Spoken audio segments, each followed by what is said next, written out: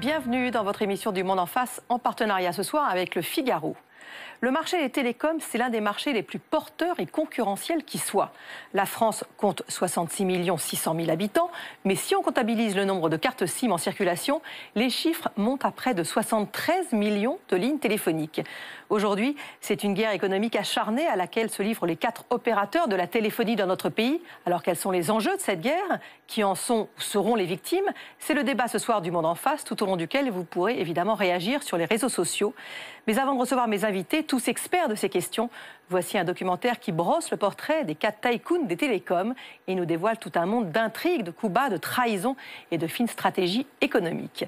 La guerre dans les télécoms, les 4 couleurs du capitalisme, c'est un film réalisé par François Rabaté que nous aurons le plaisir de retrouver ensuite sur le plateau du Monde en face. À tout à l'heure.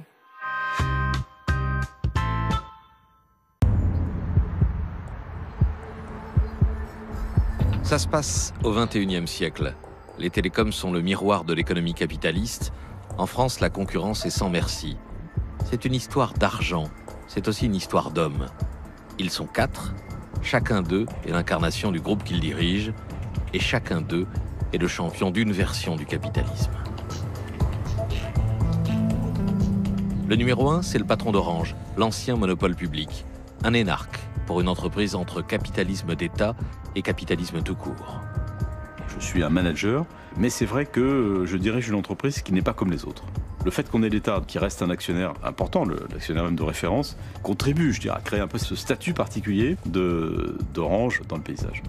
Le deuxième, c'est un héritier. Il incarne le capitalisme familial. L'entreprise qu'il a créée il y a 20 ans est aujourd'hui fragilisée par des nouveaux venus agressifs. J'ai 62 ans, ça fait 25 ans que je suis président de Bouygues. Honnêtement, je ne m'attendais pas à avoir à subir une situation de cette nature. Je m'étonne, je suis un peu surpris quand même d'une pareille violence, c'est incroyable. Le troisième, c'est l'outsider, le fondateur de Free, la start-up innovante qui a tout fait exploser en lançant la guerre des prix. On a toujours fonctionné sous une forme de start-up et dans un fonctionnement start-up. On est là pour essayer de changer le monde, de changer les choses et d'être agressif. Parfois, ça peut créer des aigreurs, mais c'est pas très grave, on s'en remet très bien. La compétition, c'est bon pour tout le monde. Et le quatrième, c'est un self-made man du câble et des télécoms. Ce champion du capitalisme financier est en train de bâtir un empire. Je suis patron d'un groupe de 55 000 personnes, présent dans 15 territoires, et qui fait 25 milliards de chiffre d'affaires. Mais à la nuance près, c'est que je ne suis pas que patron, je suis aussi le propriétaire. Il y aura des batailles commerciales, des rachats à coups de milliards d'euros, des coups de poker, des alliances et des retournements d'alliances. Entre ces 4 champions du capitalisme français, c'est la guerre.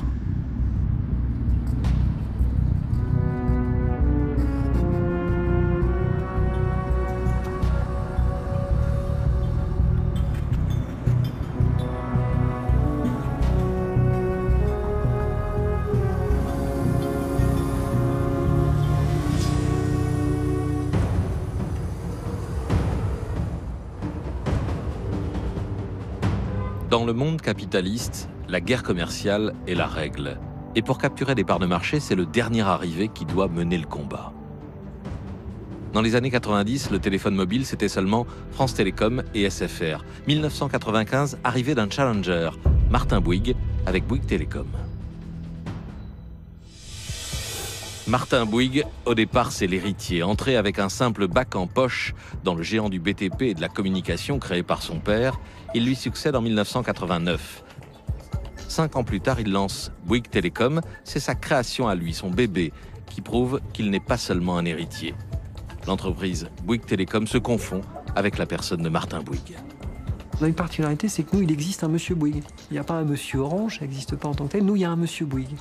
Quand on va avec Martin chez Samsung à Séoul, on rencontre le fils du fondateur, eh ben, on a une relation un peu particulière parce que c'est quelque chose de spécial. Il y a un monsieur Bouygues.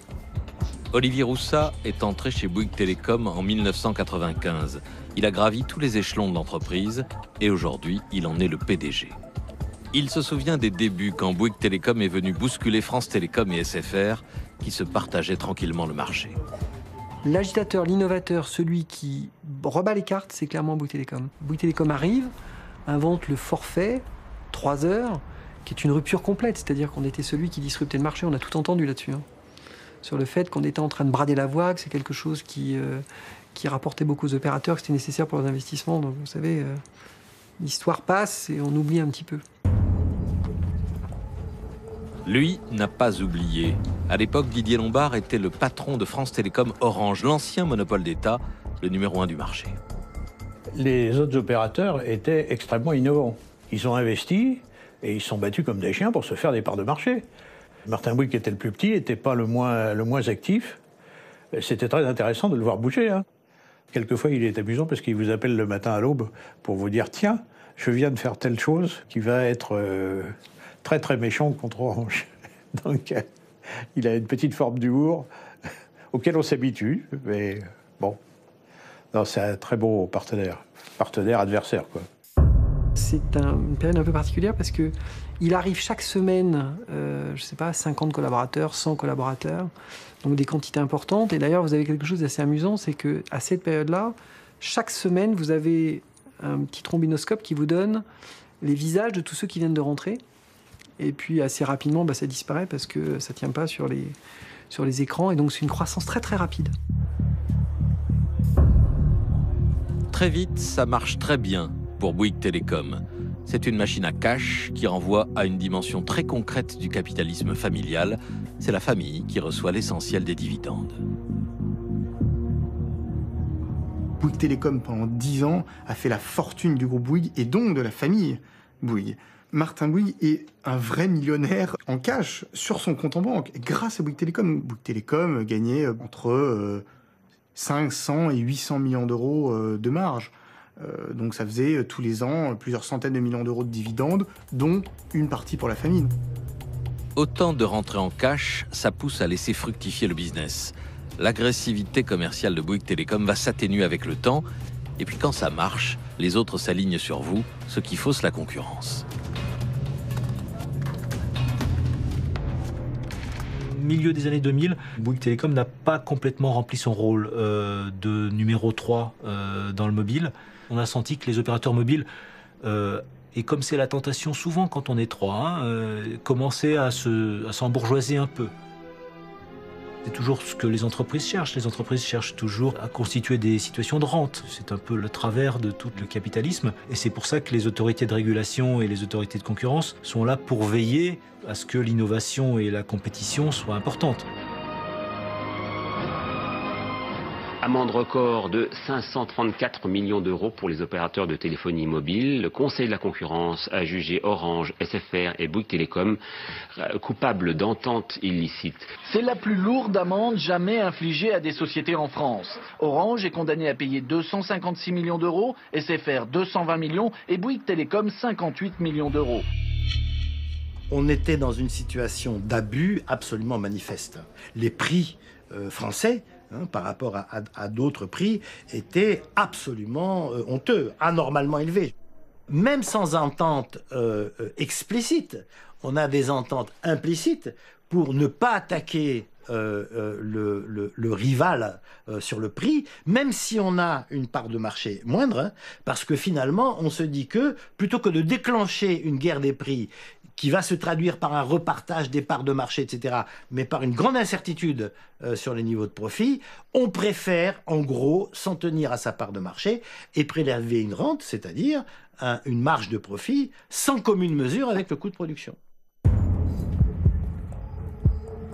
La condamnation des 3 opérateurs mobiles va ouvrir la porte à un nouveau venu qui s'apprête à dynamiter le monde des télécoms. Xavier Niel, le patron de Free, déjà présent sur le marché du fixe, Internet, téléphone et télévision.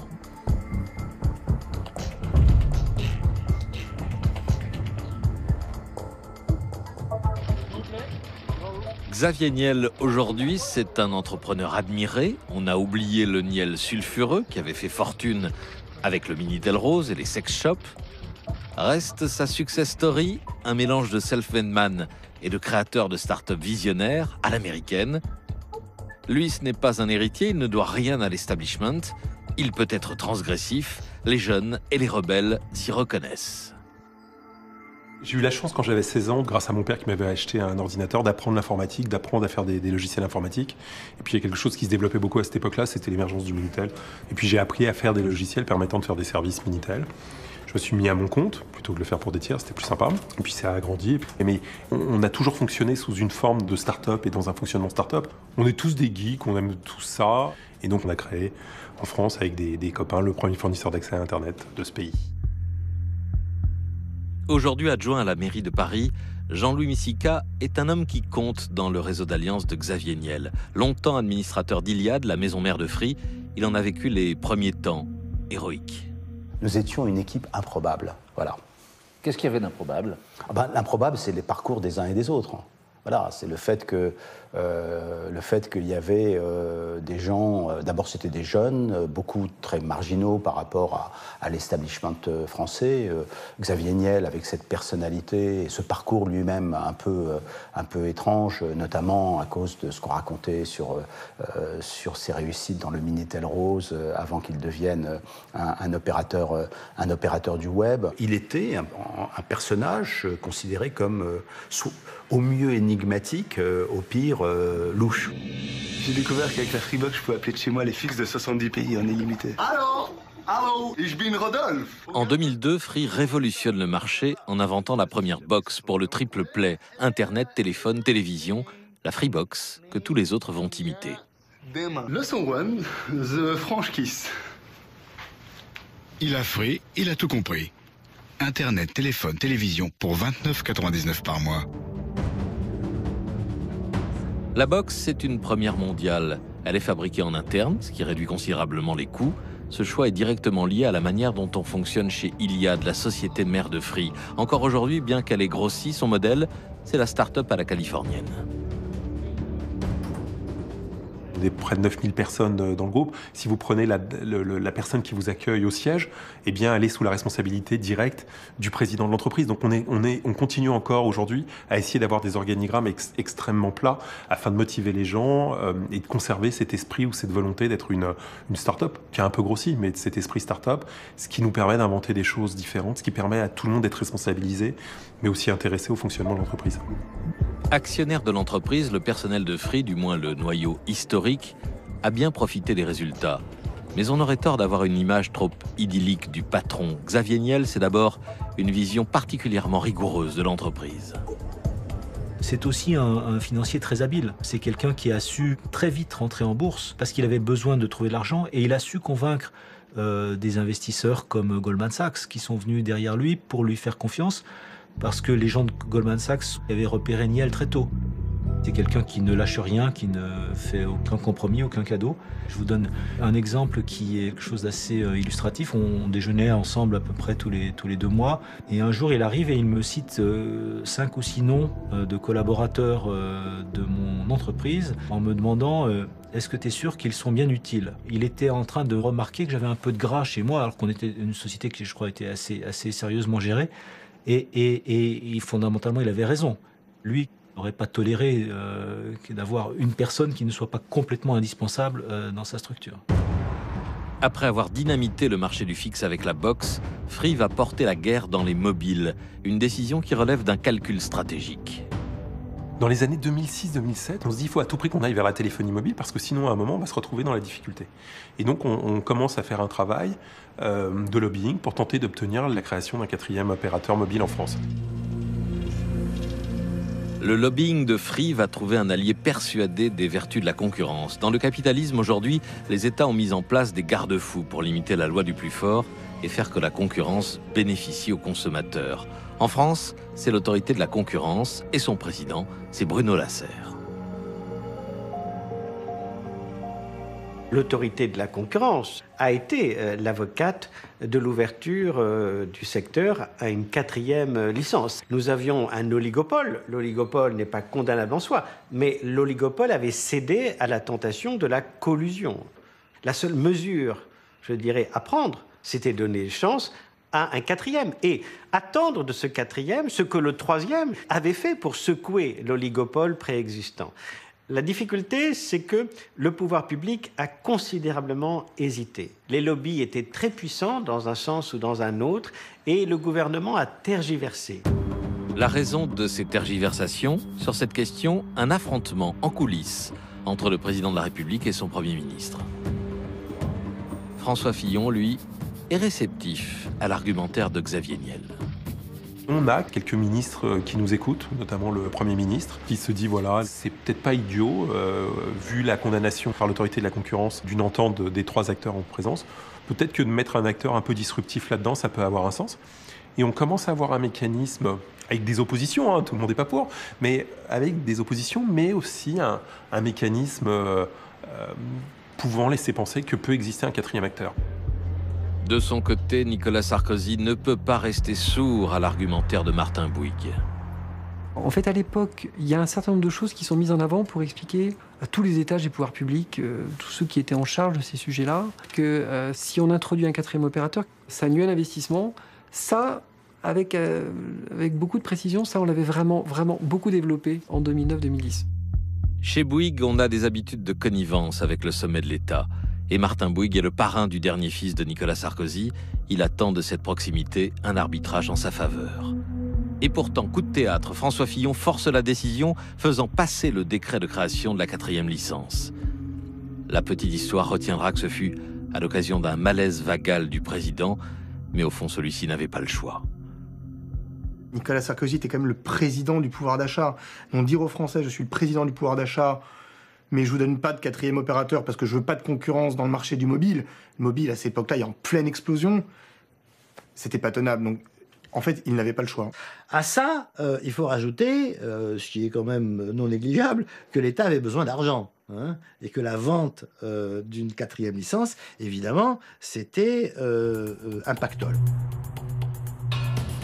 L'espace hertzien fait partie de ce que l'État peut vendre pour des utilisations commerciales quand il a besoin d'argent. 240 millions d'euros, 3 fois moins que chacune des 3 autres. Avec la 4e licence, pas de quoi éponger le déficit budgétaire, mais c'est toujours bon à prendre.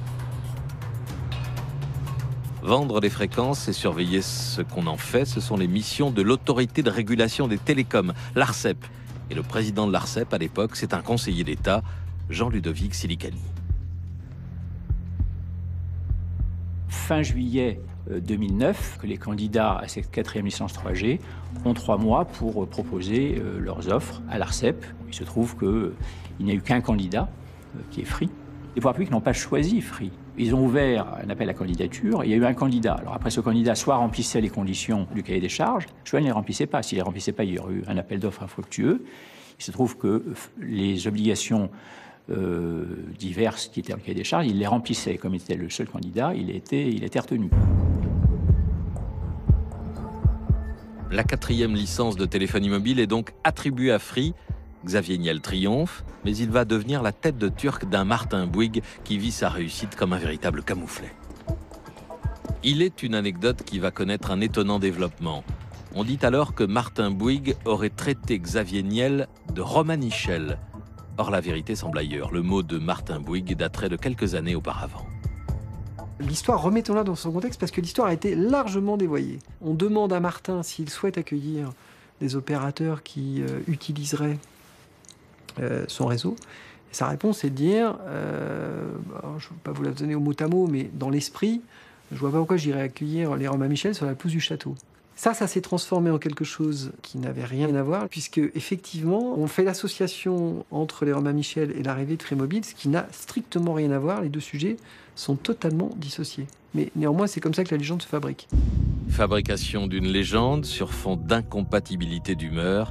Xavier Niel lui-même se convaincra que c'était bien lui, la cible de Martin Bouygues. Ambiance d'une drôle de guerre, prélude au déclenchement des hostilités.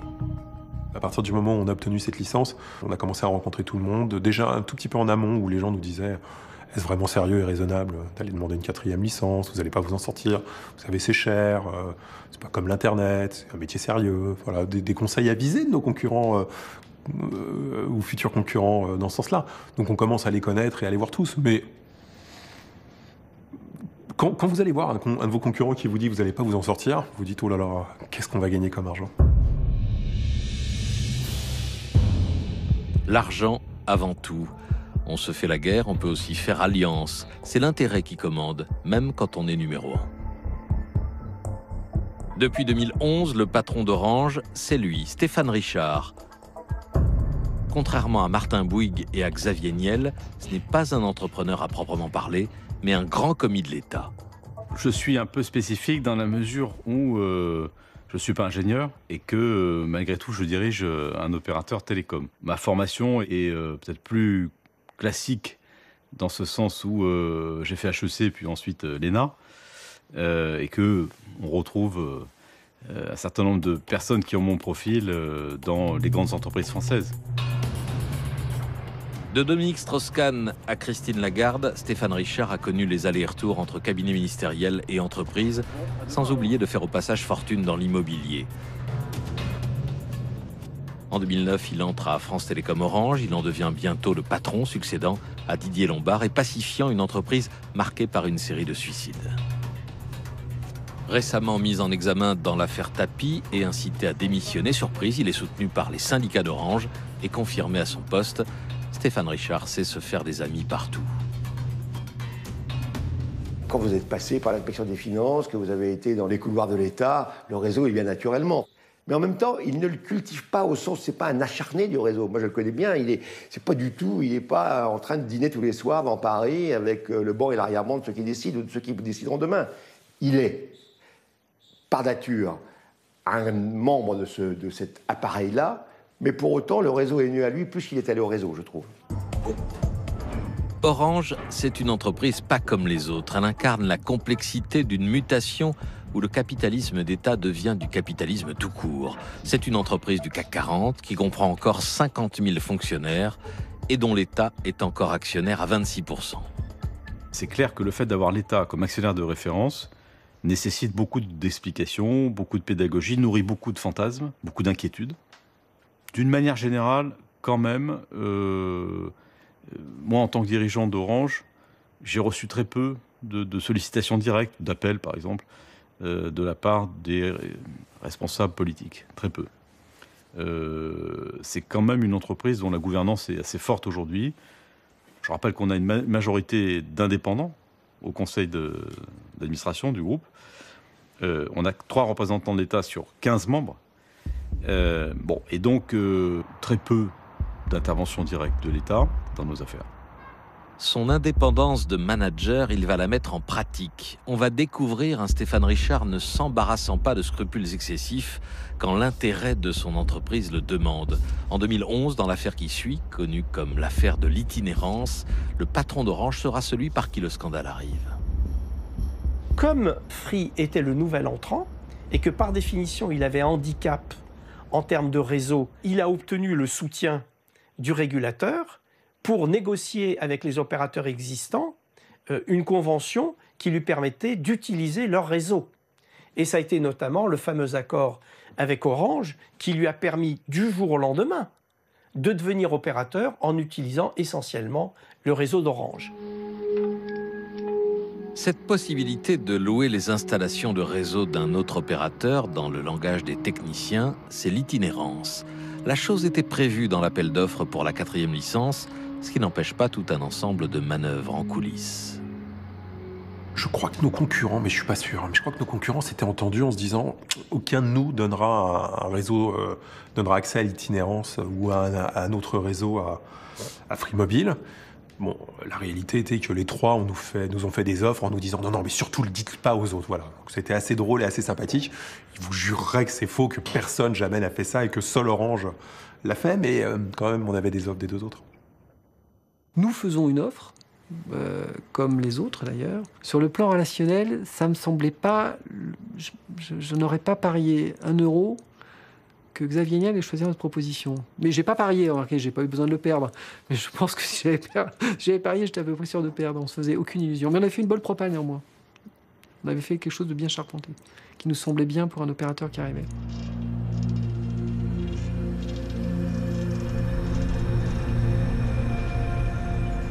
J'ai eu bien sûr un certain nombre de discussions directes avec Xavier Niel, assez peu, puisqu'en fait ça a été bouclé rapidement. On a pris tout le monde de court dans cette affaire. Ce qui peut-être a d'ailleurs un peu indisposé nos camarades de jeu. On a pris un peu tout le monde de court en se disant aussi qu'on avait une fenêtre dans laquelle on avait un rapport de force dans la négociation avec Free qui nous permettrait d'avoir des prix de cette itinérance que moi je considère comme des prix élevés, et Free aussi, c'est clair, et qui du coup, non seulement n'ont pas permis l'agressivité tarifaire de Free, mais au contraire l'ont d'une certaine façon limitée. Bonjour Xavier Niel. Bonjour. Allez, on rentre tout de suite dedans. Hein. C'est Orange qui va porter ces offres de Free quand même. Elles vont être portées par l'investissement d'Orange aujourd'hui. Orange nous vend un très bon réseau, très cher. Donc quand on achète le réseau d'Orange, on le subventionne. On le subventionne fort. Vous croyez qu'Orange nous fait un petit tarif discount ? Il n'y a pas de tarif discount chez Orange. Orange vous a annoncé que ça générerait chez lui un chiffre d'affaires et sous-entendu un profit important. Je l'ai entendu parler d'1 milliard d'euros. 1 milliard d'euros. Vous croyez qu'ils nous vendent un réseau sans faire de profit ? Moi j'adorerais. Ceux qui l'ont pas eu, ils auraient préféré l'avoir, mais oui, c'est clair, parce que c'est des masses qui sont considérables. Enfin, qu'on n'a pas vraiment connues, mais chaque fois les chiffres sont donnés, c'est quand même des montants qui sont spectaculaires. Cette affaire de l'itinérance va pousser Martin Bouygues à diversifier ses têtes de Turcs. Stéphane Richard va lui aussi en prendre pour son grade. Une rancune tenace. Des mois après, Martin Bouygues ciblera ainsi le patron d'Orange. Si c'était l'un de mes collaborateurs, je l'aurais viré. Les réunions qui ont pu exister après avec les deux autres ont été difficiles, en particulier avec Martin Bouygues, qui a vraiment, depuis l'origine, considéré cette affaire d'itinérance comme un scandale, et qui m'en a beaucoup voulu, qui en a beaucoup voulu à France Télécom, à moi personnellement aussi, et je me souviens en particulier d'un épisode où je l'ai vu chez un ami commun, et où on a eu des éclats de voix, on a eu vraiment une vraie altercation, quoi. Et parce que j'en avais marre, moi, d'être mis en cause continuellement avec ça. Et donc, voilà, je lui ai dit, ça suffit maintenant. Il y en a marre de ça, il y en a marre. L'itinérance, on l'a faite parce que c'était dans l'intérêt de France Télécom et c'était surtout une clé du système qui a été voulue par les pouvoirs publics. Point final. 10, 9, 8, 7, 6, 5, 4, 3, 2... 10 janvier 2012, un an à peine après avoir signé l'itinérance, Xavier Niel lance Free Mobile en tirant à vue sur les 3 opérateurs en place. Bonjour, merci. Merci d'être venus aussi nombreux. Franchement, quand même, c'est nous tous les pigeons. Enfin, c'est surtout vous maintenant, parce que moi, je suis déjà passé chez Free Mobile. Jusqu'à présent, vous avez été pris pour des vaches à lait et que vous avez besoin de donner une leçon à votre opérateur. On vous laisse le choix des armes. Ce qu'il propose est une véritable déclaration de guerre. C'est le début de la guerre des prix. On a décidé de faire un forfait à un prix qui soit accessible à tout le monde, à un prix de 19,99 €. Je vais vous dire quelque chose qui est super simple. Si pour la partie service de votre abonnement, vous payez plus de 19,99 € et que vous n'appelez pas votre opérateur et que vous venez pas ou que vous ne venez pas chez Free, les pigeons, c'est vous et vous le savez maintenant. J'ai pas le sentiment que ce jour-là, on prend un risque, on fait un coup de poker. Juste, on se dit, voilà, on va lancer ça. On est dans un métier de masse, donc il faut qu'on soit dans des prix de masse. On est dans un marché dans lequel les niveaux de marge sont élevés. Nous, on gère plutôt bien notre entreprise, donc on va quand même conserver des niveaux de marge élevés. Et donc, on a juste appliqué sur le mobile ce que l'on avait fait sur le fixe. Donc, c'était très simple pour nos concurrents de deviner ce qu'on allait faire. Oui, les concurrents savaient, c'était écrit noir sur blanc dans les engagements de Free, mais ils n'avaient pas anticipé le coup final, un coup de théâtre à la Xavier Niel. Mais surtout, il y a quelque chose d'autre qui nous a beaucoup plus choqué que cela. Vous avez en France, il y a quelques mois, un forfait mis en place par les opérateurs sous pression de Bercy pour offrir quelque chose qui s'appelle le forfait RSA, 40 minutes de voix et 40 SMS pour 10 €. C'est-à-dire que l'État s'est entendu avec les trois opérateurs monopolistiques de ce pays pour faire quelque chose, un forfait RSA que l'on appelle, nous en interne, le forfait raquette super arnaque. C'est-à-dire, plus vous êtes pauvre, plus je vous en mets dans la tête. Moins vous avez de moyens, plus je vous vends des choses chères. C'est scandaleux. Alors qu'est-ce que l'on fait? On augmente, on met 60 minutes en plus, on met 60 SMS en plus. Alors vous allez me dire, ok, vous avez mis plus, vous avez fait la meilleure offre, vous allez nous diviser les prix par 2. Non, on ne va pas diviser les prix par 2. Vous allez diviser les prix par 3. Non, on ne va pas diviser les prix par 3. Vous allez diviser les prix par 4. Non, on ne va pas diviser les prix par 4. On va diviser les prix par 5. On va diviser les prix par 5 et on va faire un forfait à 2 €. Un forfait à 10 €. On ne fait pas de perte, on fait de la marge. On fait de la marge à 2 €. c'est vous dire à quel point vous vous êtes fait avoir et à quel point les plus pauvres et les plus démunis d'entre nous, on leur a tapé dans la tête de manière scandaleuse. Est-ce qu'on méritait tous ces noms d'oiseaux et ces qualificatifs? Honnêtement, je ne crois pas. J'ai été blessé, et blessé pour moi, mais je dirais plus que pour moi, pour tous les gens qui travaillent ici depuis des décennies. Qu'il y ait un nouvel opérateur, c'est une chose.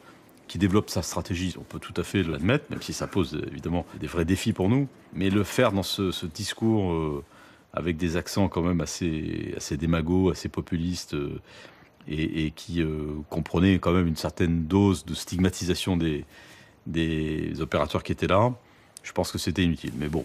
Merci d'être venu et je vous dis à très bientôt pour ici ou ailleurs. Au moment de la conférence de presse de Xavier Niel, moi je suis en train de préparer une conférence de presse de Bouygues Telecom que nous faisons la semaine suivante sur le lancement d'une nouvelle box. Donc je n'ai pas vu cette conférence de presse, ce lancement.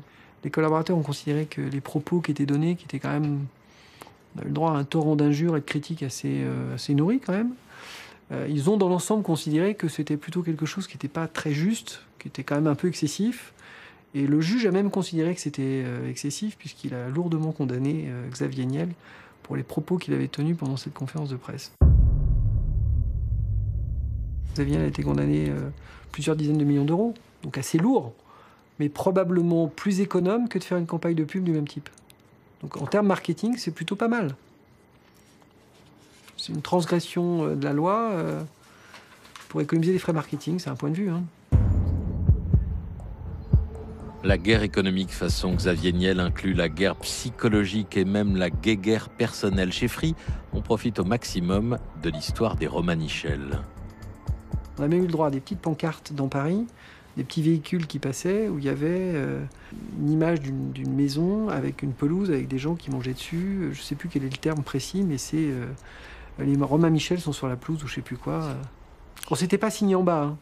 Mais on a eu le droit à ça devant notre bâtiment, devant votre siège, et on l'a eu ici, devant le siège de Bouygues aussi, avec un petit véhicule qui roulait. Ça a duré plusieurs jours. Tant de factures à payer, tant d'appels non illimités, je n'en peux plus de mon forfait. Oh, je vais fuir, on vous quitte pour fuir, on vous quitte pour fuir, on vous quitte. Le phénomène n'atteint pas seulement Bouygues Télécom. L'offensive du général Niel fait mouche sur les jeunes et les décalés, comme on dit. C'est une communauté de fans et dès les premiers jours, une véritable déferlante. Certains vont jusqu'à mettre en scène leur divorce avec leur opérateur ainsi ringardisé.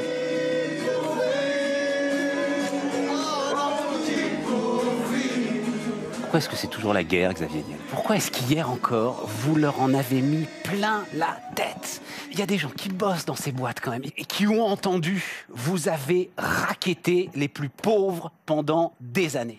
C'est ça que vous leur avez dit quand même, Xavier Niel. Mais la question c'est, est-ce que c'est vrai ou pas? Ok, peut-être, mais est-ce qu'on leur a dit la vérité?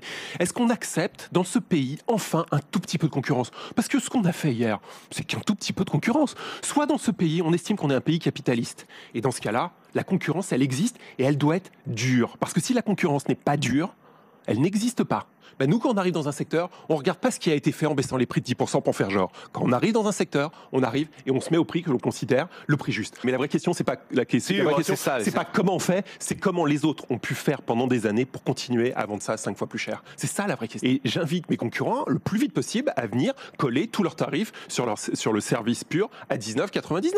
Ils traînassent là. Il faut qu'ils viennent, il faut qu'ils baissent les prix. Quand du jour au lendemain, vos prix sont divisés par 2, je sais pas, on peut utiliser d'autres vocables, c'est une concurrence accrue, enfin oui, de facto c'est la guerre. On a eu une organisation qui était une organisation de guerre, avec des réunions, il y avait une war room, quelque part, et on regroupait toutes les informations, on faisait des réunions quasi quotidiennes pour évaluer la situation et voir quels étaient nos éléments de riposte. Il y a quelque chose de l'ordre de l'armée en marche, c'est une solidarisation de l'ensemble des équipes d'Orange qui a permis de résister à ce tsunami. La machine Orange est solide, elle peut perdre 600 000 abonnés sans trop souffrir, mais il n'en est pas de même pour ses concurrents privés. Comme souvent dans l'économie capitaliste, la guerre des prix finit par révéler une contradiction entre deux dimensions de moins en moins conciliables, le pouvoir d'achat et l'emploi. En octobre 2012, 9 mois après le début des hostilités, premier bilan, SFR, plus de 1000 emplois supprimés, Bouygues Télécom, le plus atteint en proportion, près de 600. Dans la guerre économique, la première victime d'un nouveau prédateur, c'est le plus petit de ses concurrents. 5, 4, 3, 2, 1... Voilà, 40 millions de personnes en France peuvent désormais profiter du plus grand réseau 4G. 1er octobre 2013, comme un copier-coller du décollage de la fusée de Xavier Niel, on rejoue la guerre des étoiles chez Bouygues Télécom. Bouygues Télécom, le progrès vous appartient. L'opérateur vient de lancer avec succès son service 4G, l'Internet haut débit sur le mobile. Un moment fragilisé par le tassement de ses marges et acculé à licencier 10% de ses salariés, Martin Bouygues a lancé sa contre-offensive.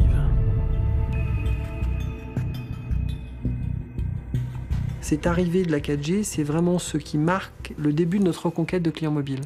Quand vous êtes un acteur plus petit que les autres, vous avez l'obligation, pour pouvoir vous développer vite, d'être différent. La 4G, c'est la nouvelle révolution, c'est nous qui l'initions. Et quand on arrive avec cette 4G, on nous explique que ça sert à rien. Tout le monde, nos concurrents nous disent que ça n'a aucun intérêt. Il y a un d'entre eux qui nous explique que personne ne voit d'intérêt à la 4G.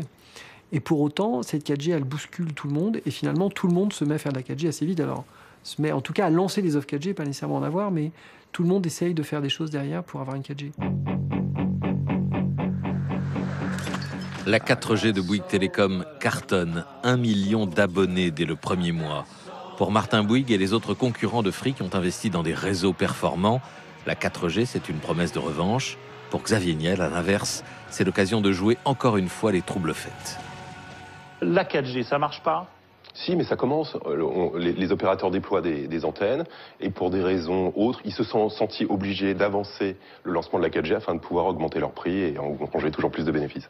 C'est pour ça que vous restez prudemment à l'écart. Vous dites non. Qu'ils essuient les plâtres et je viendrai derrière. Non, mais on les laisse monter leur prix tranquillement pour revenir et puis de se dire on va recommencer par rediviser par 2 les prix du marché. Vous allez refaire le même coup que sur la 3G. On va pas se priver, si.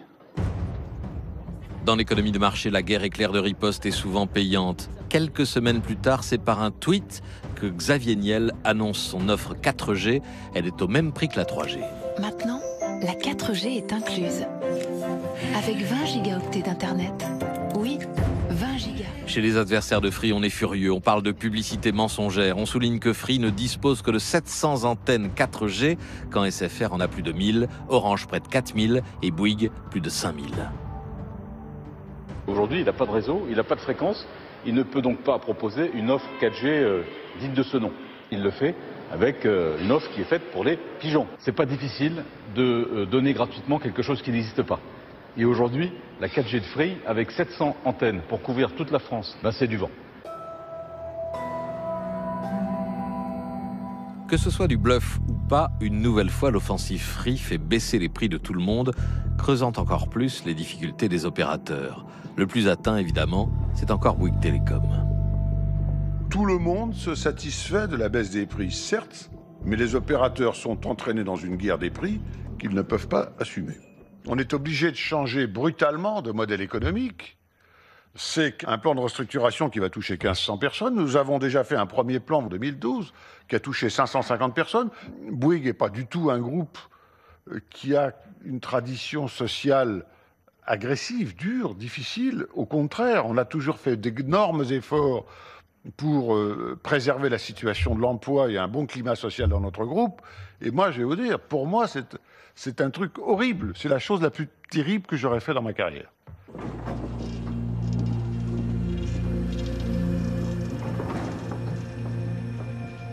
Nous, c'est 40% de nos collaborateurs dont on a dû séparer. Donc c'est quelque chose de très significatif. C'est quelque chose de lourd, de difficile de toucher à l'emploi, vraiment difficile. Moi, je suis arrivé chez Bouygues Télécom en 95, je suis arrivé à la base de l'entreprise, j'ai gravi les échelons progressivement, je connais énormément de collaborateurs par leur prénom, énormément. Et quand on avait les listes potentielles de collaborateurs, j'en connaissais beaucoup.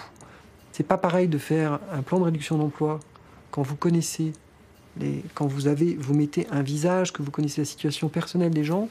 C'est pas dans Excel, ça. Ça, c'est un truc avec des listes, c'est infiniment plus compliqué. C'est très triste. Heureusement, cette année-là, les dividendes versés aux actionnaires ne diminueront que de 2%. Pour Martin Bouygues, ça donne 100 millions d'euros au lieu de 102.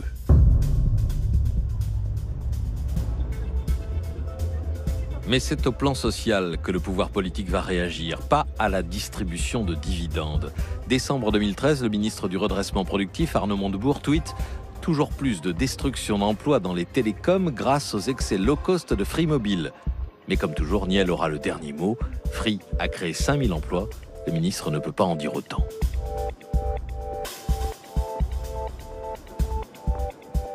La faute de Free, c'est destruction d'emplois.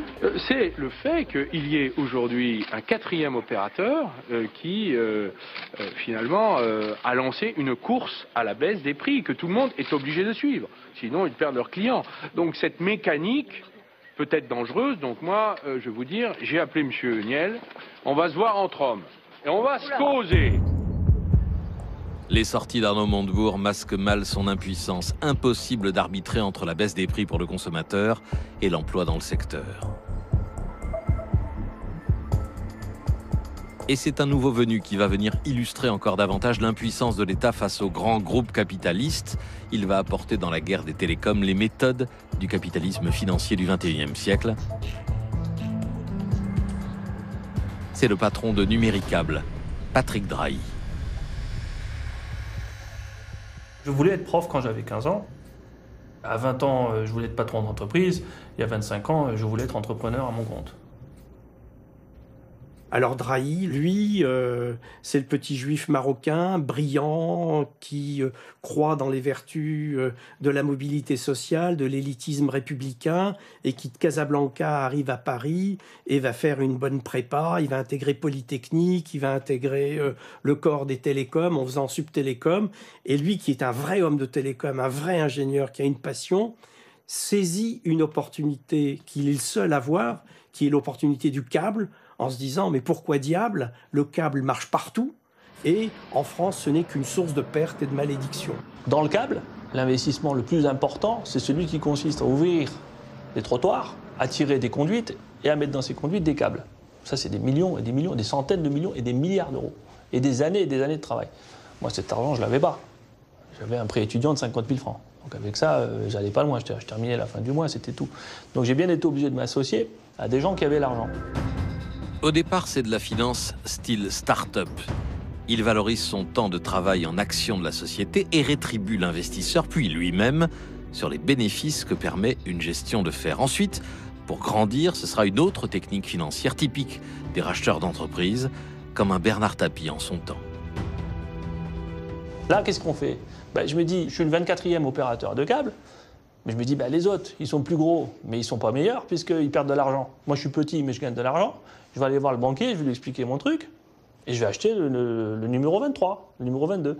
Là, on commence à faire des montages de type LBO au moment du rachat. C'est des fonds qui mettent l'argent et qui empruntent d'une façon importante pour complémenter le capital par de l'emprunt bancaire pour acheter des choses plus grosses que soi. Et c'est la seule façon de faire si vous voulez garder le contrôle de votre entreprise. Ou sinon, vous vous faites diluer, vous avez 1% du capital. De réseau câblé en réseau câblé, ça fait tache d'huile, jusqu'à ce que se présente un appel d'offres pour racheter les numéros 1 et 2 du câble en France. Et je rachète à ce moment-là UPC avec nous. Pourquoi c'est moi qui gagne? C'est pas parce que je suis plus intelligent, c'est parce que c'est moi qui paye le plus cher. Quand il y a un appel d'offres, c'est que le prix qui compte, les gens ils s'en foutent du blabla. On a mis 3 ans à restructurer cette société, à la fusionner, marque unique, organisation unique, système d'information unique, marketing unique. Et à partir de 2009-2010, on repart en croissance.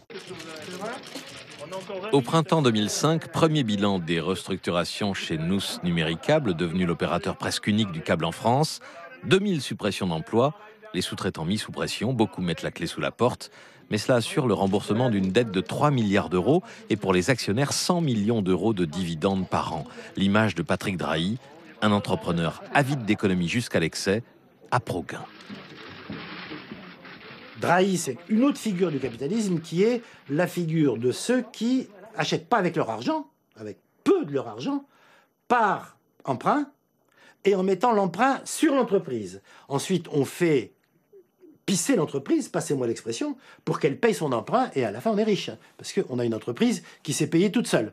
si j'ose dire. Alors c'est de l'entreprise de l'époque de la déréglementation financière, c'est-à-dire de l'époque dans laquelle toutes sortes de montages financiers extrêmement complexes sont possibles, dans lesquels il est possible de s'endetter en cascade sur l'ensemble de la planète. D'autres ont jeté leur dévolu sur de tout autre secteur et pratiquent exactement de la même manière. Donc si vous voulez, ce qui est caractéristique dans sa démarche, c'est pas les télécoms, c'est la manière dont il opère. Maintenant, on applique ces méthodes à chaque fois qu'on reprend une entreprise. C'est des méthodes qui marchent. Voilà. C'est des méthodes qui changent les habitudes des gens en place, c'est sûr. Parce que si c'est pour faire la même chose que ce qu'ils faisaient, je ne vais pas améliorer. Je vais continuer à perdre. On ne change pas une équipe qui gagne. Donc une équipe qui perd, on la change. La soif de conquête de Patrick Drahi ne va pas s'arrêter là. Bientôt, il va rejoindre le club des milliardaires des télécoms. Depuis 2011, SFR, le numéro 2 du mobile, appartient au groupe Vivendi. Comme souvent à la tête des entreprises capitalistes, les divergences stratégiques et les luttes pour le pouvoir sont liées. Vivendi est un groupe à deux têtes. Jean-Bernard Lévy, le président du directoire, veut garder SFR. Jean-René Fourtou, président du conseil de surveillance, veut vendre. L'affaire du rachat de SFR commence début 2013 par une rencontre entre Jean-René Fourtou et Patrick Drahi.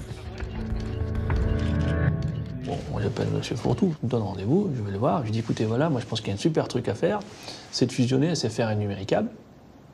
Et je suis prêt, parce que moi j'étais petit, je suis prêt à être minoritaire, parce que j'ai eu l'habitude toute ma vie d'être minoritaire à côté des grands investisseurs américains, mais j'ai une seule condition, c'est que c'est moi qui gère. Il me dit attendez, écoutez, nous on réfléchit chez Vivendi, on ne sait pas très bien ce qu'on veut faire pour l'instant, mais a priori on ne veut pas acheter, on est plutôt vendeur. Bon. Je tourne ma casquette, je dis écoutez, moi je suis venu pour discuter, je voulais vendre, à ce moment-là je rachète, c'est pas un problème. Il dit revenez nous faire une proposition. Donc en septembre 2012, il y a eu les premières fuites dans la presse, je fais une première offre de fusion entre Numéricable et SFR. Et là ça passe pas. Et là je me dis, ce qui me manque c'est que je suis pas coté en bourse. Donc je vais en bourse, je rentre Numéricable en bourse fin 2013. L'introduction en bourse d'Altis, le groupe de Drahi, ne peut que plaire à Jean-René Fourtou, qui est avant tout un financier. S'il décide de vendre SFR, il aura un bon acheteur sous la main. Chez Bouygues Télécom aussi, on a SFR en ligne de mire, d'autant plus que fin 2013, à l'occasion d'un accord technique de partage des réseaux Bouygues et SFR, Jean-René Fourtou a vu Martin Bouygues et lui a fait miroiter un rapprochement plus étroit. Fini les difficultés, Martin croit mordicus qu'il va mettre la main sur SFR et devenir le numéro 1 des télécoms mobiles, mais son euphorie sera de courte durée. En 2014, vous avez une info dans la presse un dimanche de mémoire, de février, où on découvre qu'il y a une proposition qui a été faite par Patrick Drahi vis-à-vis de Vivendi, qui ne correspond pas exactement à l'idée qu'on se faisait de la négociation. Et donc après, on rentre dans un process de négociation très standard pour faire la meilleure proposition face à Patrick Drahi. Pour racheter SFR, Martin Bouygues doit anticiper ce que ne manquera pas d'exiger l'autorité de la concurrence, revendre son réseau au seul acheteur possible, celui qui n'en a pas, Free Mobile. Ce qui peut paraître peut-être incongru, l'accord que nous trouvons avec Free, c'est un accord. On démarre les discussions un mercredi midi et on les termine dans la nuit du vendredi au samedi de la même semaine à 2h du matin. C'est quelque chose qui se fait sans l'intervention ni de Martin, ni de Martin Bouygues, ni de Xavier Niel. À l'époque, j'ai plus le chiffre en tête, je crois qu'on parle d'1,8 milliard, quelque chose comme ça. Donc on fait pas, c'est un truc qui se fait assez vite quand même, avec une assez forte autonomie de chaque côté pour pouvoir conclure le deal. Nous très autonomes vis-à-vis de Bouygues et eux très autonomes vis-à-vis de leur actionnaire de référence. Notre ennemi juré, on peut dire que c'est Bouygues, et on arrive en 2 jours à se mettre d'accord sur un partage de SFR. Donc vous êtes quand même, ce qui monte bien un peu dans un jeu de rôle où tout le monde crie, mais bon, ça reste quand même assez sympathique. Et on sait se parler quand on doit se parler. Dans le camp, disons, institutionnel, on appuie à fond la solution Bouygues pour racheter SFR. Stéphane Richard approuve et le gouvernement le soutient. Ils sont convaincus qu'un retour à 3 opérateurs sera bon pour le business, donc bon pour l'emploi dans le secteur. J'ai tout le monde contre moi. Martin Bouygues, j'ai Xavier Niel, j'ai France Télécom, j'ai l'État. Sauf que Martin Bouygues n'arrive pas à rassembler les capitaux. Moi, ça me prend 5 minutes au téléphone. J'ai mon banquier, je lui dis voilà, c'est 12 milliards. Bon, je rappelle, non, c'est 13. Bon, ok, non, c'est 14. Ça prend à chaque fois. Alors, c'est pas si simple que ça, parce que c'est pas une banque. Il y a 40 banques dans le monde entier. Mais ça va relativement vite. Et comme ils ont confiance en moi, pourquoi? Parce qu'ils me connaissent depuis 1995. Et qu'à chaque fois que j'ai emprunté, j'ai remboursé et j'ai développé. Et j'ai fait gagner de l'argent à tous les gens qui ont investi avec moi. Eh bien, ça va relativement vite. Et celui qui vend en face, ça le rassure. De voir qu'on est capable de livrer, de voir qu'on a les équipes pour gérer l'entreprise, que tout ça est limpide, qu'il n'y a pas de problème, qu'il n'y a que des solutions. L'adversité ne fait pas peur à Patrick Drahi. Il a 2 ou 3 longueurs d'avance. Mars 2014, malgré la proposition de Martin Bouygues, c'est avec Altice que Vivendi décide de discuter de manière prioritaire. Pour autant, chez Bouygues Télécom, on ne va pas laisser tomber. À ce moment-là, Bouygues Télécom n'a cessé, enfin Bouygues en tout cas le groupe, n'a cessé de formuler des contre-offres. À une époque, il y en avait 2 par jour, une le matin, une le soir. Ça recommençait le lendemain. C'est-à-dire que jusqu'au bout, jusqu'au dernier jour, Bouygues est allé dire à Vivendi « Je veux SFR, voici une offre », mais ça n'a rien donné.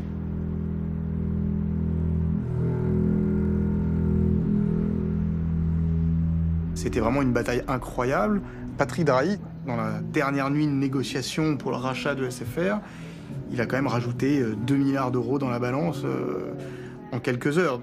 Pour lui, c'était vraiment le point de départ de cet envol qu'il attendait quand même depuis 20 ans. Donc, pour ça, SFR, c'est très important. C'est vraiment le début de l'ère Drahi, de la story Drahi.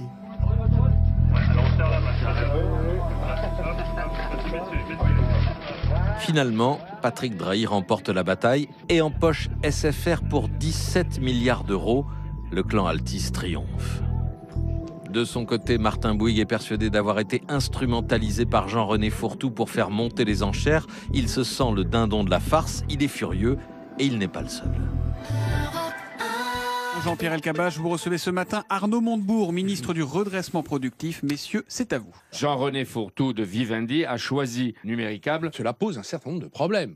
D'abord parce que Numéricable est une petite entreprise par rapport à ce qu'est SFR. C'est une entreprise de 5 milliards qui s'endette à hauteur de 10 milliards pour acheter plus gros que lui. Et quand, vous savez, on a les yeux plus gros que le ventre, on risque de se mettre en risque. Et ce que nous craignons, c'est le surendettement. Vous achetez à crédit, si le marché se retourne, qu'est-ce qui se passe? Ce sont les entreprises qui ensuite tombent et licencient leur personnel. Quel est le recours de l'État ce matin? L'État n'est pas, comme vous le savez, dans une... Ce sont des groupes privés, évidemment. Voilà, l'État n'est pas le propriétaire des uns et des autres. C'est encore une fois l'aveu de l'impuissance de l'État devant les grands groupes privés.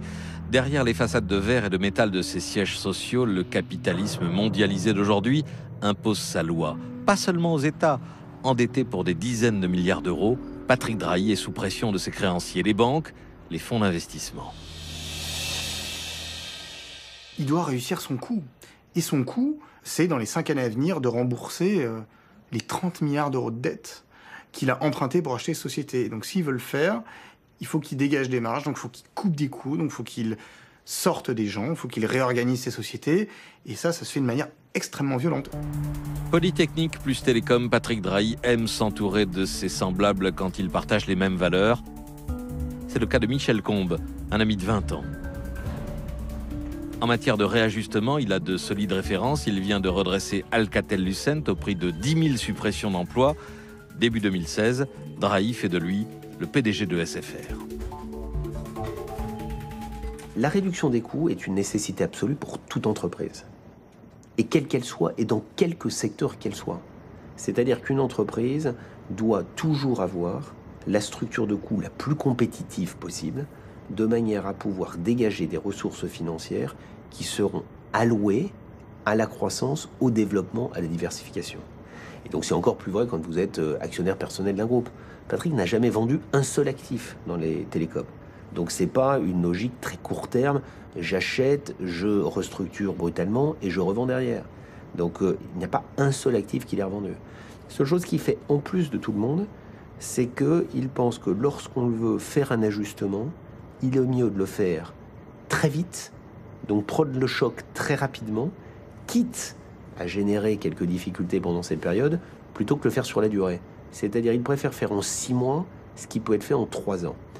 Et très objectivement et très honnêtement, pour avoir vu faire beaucoup d'entreprises dans ce secteur, je pense qu'il a raison. Parce que si on le fait sur la durée, en fait, on génère à l'intérieur de l'entreprise de l'anxiété. Il vaut mieux très vite dire ce qu'on va faire, le faire, pour pouvoir rebondir et repartir de l'avant.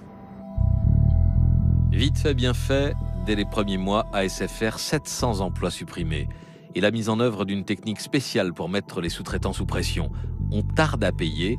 Quand le sous-traitant est aux abois, il est prêt à accepter un rabais drastique pour sauver les meubles. En revanche, rien n'empêchera le patron d'Altis de servir avant tout ses actionnaires, y compris lui-même.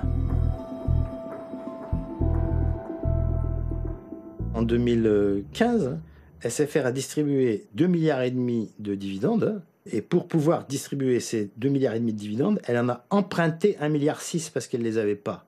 Ça veut dire que la distribution de dividendes prime sur tout le reste, y compris on fait la distribution de dividendes quand il n'y a pas de profit sous forme d'endettement.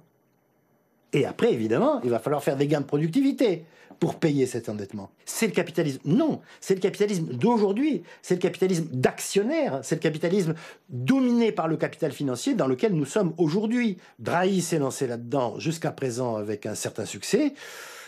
Il faut attendre la fin de l'histoire. Hein. Je veux dire, la fin de l'histoire, elle n'est jamais écrite. Hein.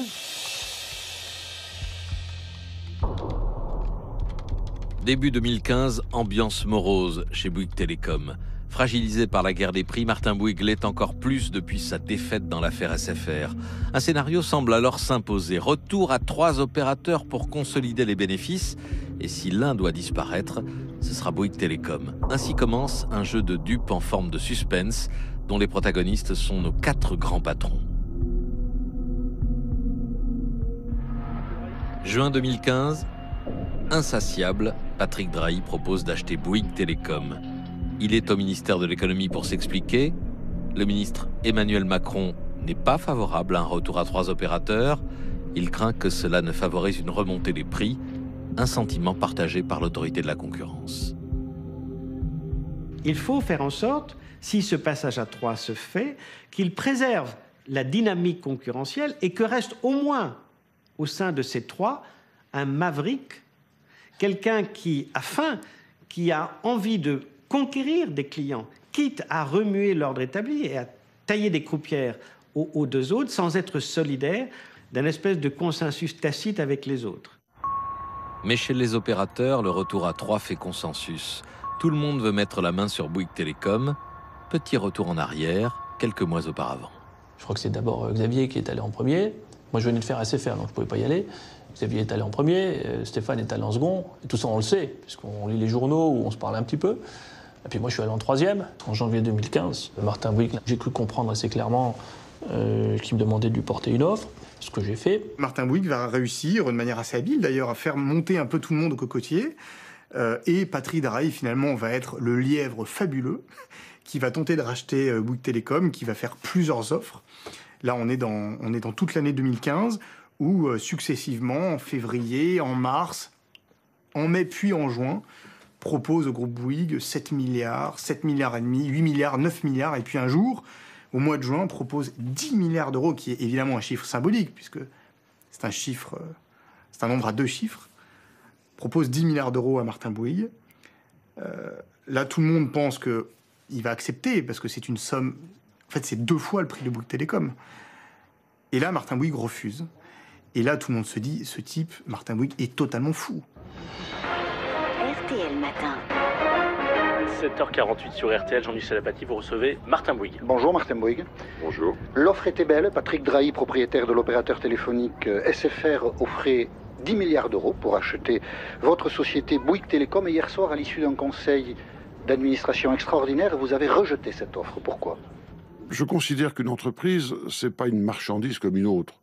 Tout n'est pas à vendre. Et dans cette affaire, nous avons maintenant recréé un projet d'entreprise pour Bouygues Télécom avec beaucoup de sacrifices de la part des salariés. Et je pense que nous avons maintenant des offres qui sont extrêmement crédibles, extrêmement fortes, extrêmement puissantes, qui déstabilisent nos concurrents. Eh bien, évidemment, je comprends que ça les énerve et qu'ils cherchent à nous faire disparaître. Donc vous avez qualifié hier soir l'offre de Patrick Drahi de pas sérieuse. Que vouliez-vous dire ? Pourquoi n'était-elle pas sur 10 milliards d'euros, tout de même, c'est plus que la valorisation traditionnelle qu'on accorde à Bouygues Télécom. Je le répète, tout n'est pas une histoire d'argent. Quelques semaines plus tard, Martin Bouygues précisera son état d'esprit à l'aide d'une de ces métaphores qui sont sa marque de fabrique. Ça, c'est une petite phrase qui est prononcée au mois d'août qui suit cette opération. Martin dit à un journaliste « Vous voudriez votre femme, vous ?» Bon. Donc... c'est drôle.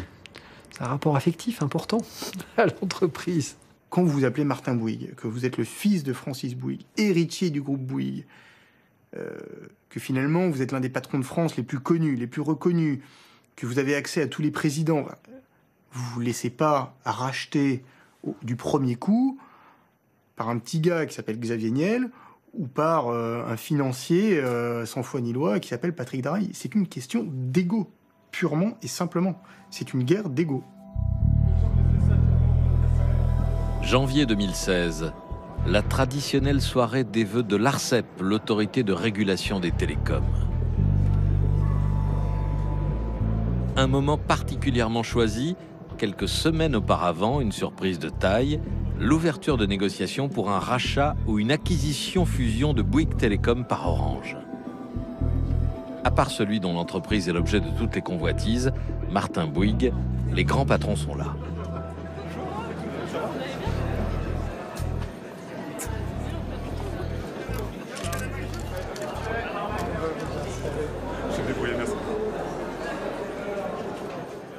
Tous les ans, l'ARCEP fait une grande cérémonie de vœux assez sympathique. Bon, au début, on s'est dit que c'était très impressionnant. Et au premier rang, il y avait tous les dirigeants du secteur. Alors, on était un peu relégués derrière.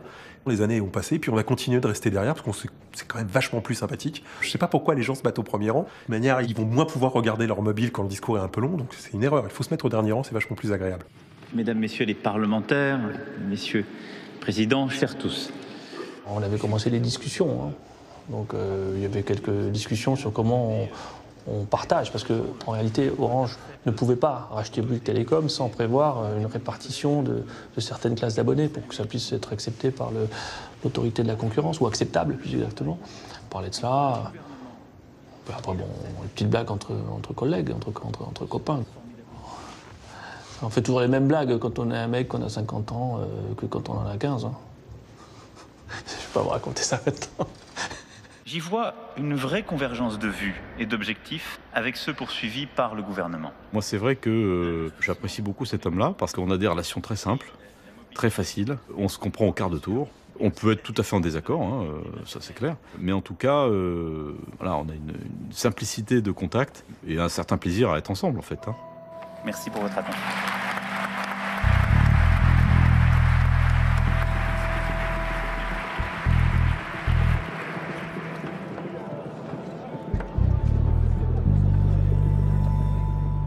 Aucun des trois autres ne se parle bilatéralement. Aucun. En revanche, moi, je parle effectivement à tout le monde. Et ça, malgré tout, pour nous, c'est quand même, et pour nous et pour le secteur d'ailleurs, hein, je crois que c'est utile, je crois que c'est un capital qui m'a bien servi d'ailleurs dans le dernier épisode. Ce dernier épisode dont parle Stéphane Richard, c'est un suspense qui va durer tout le premier trimestre 2016, avec toute une série de tractations secrètes. Il faut trouver un accord entre Bouygues Télécom et Iliad. Il faut trouver un accord entre Bouygues Télécom et Numéricable SFR. Il faut que Numéricable SFR et Iliad soient d'accord sur un certain nombre de partages vis-à-vis de l'autorité de concurrence. Il faut qu'Orange soit d'accord avec chacun. Enfin, c'est un truc dans lequel vous avez 4 sociétés qui doivent tomber d'accord. Faire des contrats à 2, c'est pas un truc simple. Faire des contrats à 4, je vous assure que c'est quelque chose de complexe. La négociation, c'est continuer la guerre par d'autres moyens. On discute pied à pied argent, action, pouvoir. Pour Free, qui n'a pas de réseau en propre, celui de Bouygues Télécom est une aubaine, mais le moins cher possible. Même préoccupation pour SFR, intéressé par la clientèle et les points de vente grand public.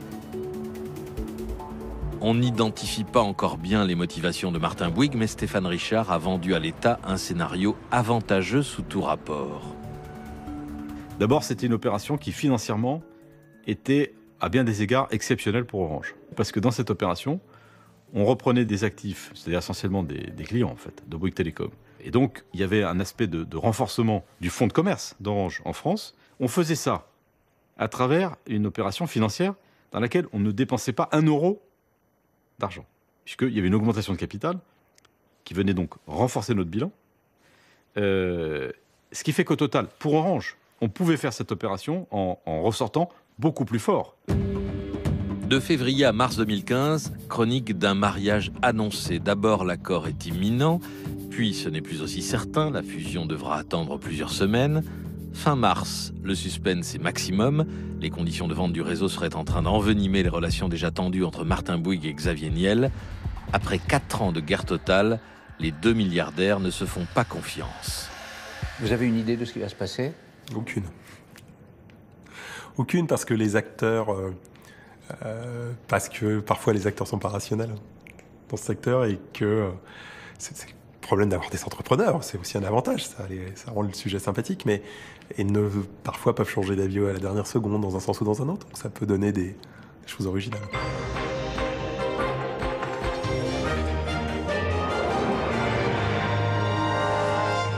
Bonsoir à tous. Sachez que Bouygues et Orange ont annoncé en fin de journée avoir mis un terme aux négociations sur un éventuel rapprochement. Cela faisait plus de 3 mois que les deux groupes tentaient de trouver un accord. Échec donc ce soir. 2 jours après, Martin Bouygues donne sa version de l'échec en envoyant 2 missiles. D'abord sur Xavier Niel, qui aurait joué un drôle de jeu pour se payer un réseau le moins cher possible. Ensuite sur le gouvernement, qui a voulu limiter sa participation dans Orange à 12% au lieu de 15%. La mécanique du capitalisme est trop familière à Martin Bouygues pour qu'il se laisse imposer d'être un actionnaire dormant.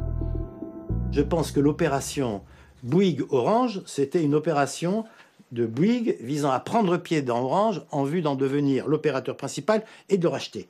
Et que c'est pour ça que ça a échoué. Moi, je pense que ce qui a coincé, c'est fondamentalement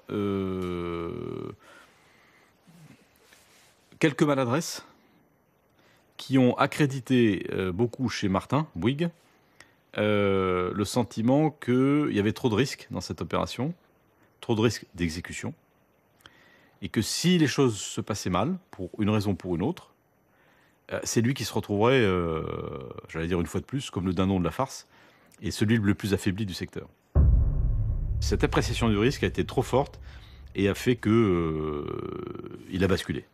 Et Martin, je pense que c'est aussi son tempérament, et comme ça, hein, à partir du moment où il a basculé, c'est très très difficile de revenir en arrière, parce qu'en fait, il se reconstruit dans le nouveau schéma.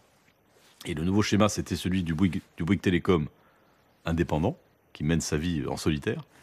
Et donc, il y a un moment où il s'est persuadé que c'était en fait ça le bon choix. Et à ce moment-là, c'était perdu. Le conseil d'administration du groupe Bouygues entérine alors le fait que la situation ne changera pas. Je crois que la phrase qui est dans le communiqué de presse émis par le conseil, de mémoire, il est dit que je crois que le marché est durablement à 4. Je crois que c'est ça le terme qui est utilisé. Un marché durablement à 4, ça veut normalement dire que c'est durable, mais bon. 4 jours après, 4 jours seulement, les valorisations en bourse des 4 opérateurs mobiles s'effondrent. 9 milliards d'euros de pertes le premier jour, finalement 11 milliards. Les cours vont vite se rétablir, mais c'est un coup de semonce.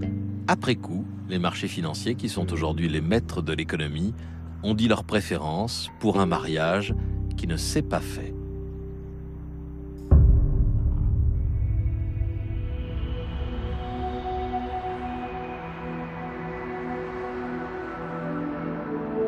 La fin de la guerre pour reconstituer leurs marges et encore mieux servir leurs actionnaires, c'est ce que veulent aujourd'hui les grands patrons des télécoms qui poussent un retour à 3 opérateurs. Mais ils sont toujours 4, la guerre n'est pas finie. D'ailleurs, elle peut se révéler profitable. Je ne sais pas qui a le plus souffert dans nos concurrents et je me demande même s'ils ont souffert. Parce qu'on nous a dit, écoutez, tout va mal dans le secteur, c'est absolument horrible. Qu'est-ce que je constate 4 ans après notre arrivée? Orange vaut en bourse, je ne sais pas, 30% de plus ou 40% de plus qu'il ne valait avant notre arrivée. SFR a été vendu 16 ou 17 milliards d'euros. C'est un miracle. Et il y avait plusieurs acheteurs. Bouygues Télécom, il y a un moment, ils ont dit, voilà, on vaut 10 milliards. Donc vous arrivez quand même dans un sujet où tout le monde a pris énormément de valeur. Donc je ne sais pas si, au bout, on a détruit autant que ça de valeur chez nos concurrents. En tout cas, on a accru la valeur pour leurs actionnaires. Mais nos champions doivent sans cesse trouver de nouveaux challenges pour leurs actionnaires. Stéphane Richard leur promet un leadership européen et la banque sur le mobile. Martin Bouygues, la 5G et l'Internet des objets. Xavier Niel, des aventures américaines. Et Patrick Drahi ne cesse d'endetter SFR pour faire marcher ensemble les télécoms et les médias. Dans le capitalisme, la recherche de la valeur est une course sans fin. C'est pour cela qu'on se fait la guerre.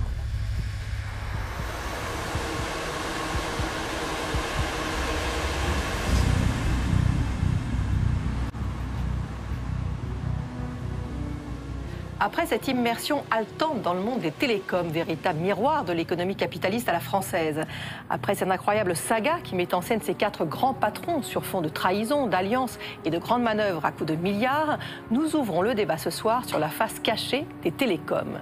Quels sont pour demain les enjeux du marché? Qui seront les futurs gagnants et les futures victimes de cette guerre économique? Nous allons en parler avec nos invités, économistes, journalistes spécialisés et le réalisateur du film qui nous en dévoilera les coulisses. À tout de suite.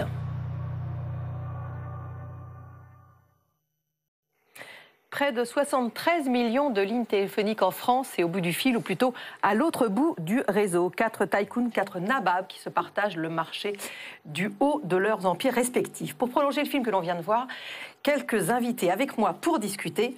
Elsa Bambaron, bonsoir. Bonsoir. Vous êtes journaliste experte des télécoms au Figaro. À vos côtés, Laurent Mauduit, bonsoir. Bonsoir. Également journaliste, vous êtes le cofondateur de Mediapart et auteur de ce livre Main basse sur l'information, c'est aux éditions Don Quichotte. Benjamin Coriat, bonsoir. Bonsoir. Vous êtes économiste. Et à vos côtés, François Rabaté, bonsoir. Bonsoir. Le réalisateur de ce film.